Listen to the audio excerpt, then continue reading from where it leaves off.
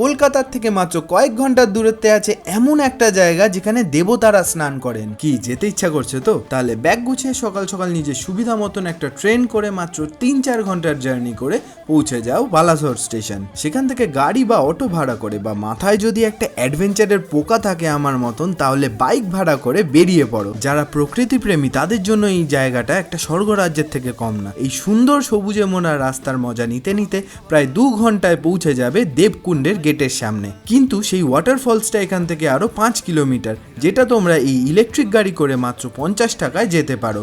আর নিজের বাইক থাকলে 20 টাকার টিকিট কেটে প্রথম 4 কিলোমিটার পার করে লাস্টের 1 কিলোমিটার ঘন জঙ্গলের মাঝখান থেকে ট্রেক করে পৌঁছে যাবে দেবকুণ্ড ওয়াটারফলস। দেবকুণ্ড নাম শুনেই বুঝতে পারছো এটাই হচ্ছে সেই জায়গাটা যেখানে দেবতারা স্নান করেন। আর উপরের ওই মন্দিরটা দেখতে পাচ্ছ, এটা হচ্ছে অম্বিকা মাতার মন্দির। 51 সতীপীঠের মধ্যে একটি হচ্ছে এই মন্দিরটি। আমার অনেক দেরি হয়ে যাওয়ায় আমি এখানে যেতে পারিনি, কিন্তু তোমরা অবশ্যই এখানে যাবে। কিছু জিনিস মাথায় রাখতে হবে এখানে আসার আগে, যে লাঞ্চটা করে আসতে হবে, না হলে আমার মতন দুপুরবেলা মুড়ি তরকারি খেয়ে দিন কাটাতে হবে। কারণ এখানে 30 কিলোমিটারের মধ্যে কোনো রেস্টুরেন্ট খুঁজে পাবে না তোমরা। আর এখানে কোনো থাকার ব্যবস্থাও নেই, তাই বাকি ডিটেলস গুলো জানতে হলে আমার ইউটিউব ভিডিওটা দেখো, না হলে জানবে কি করে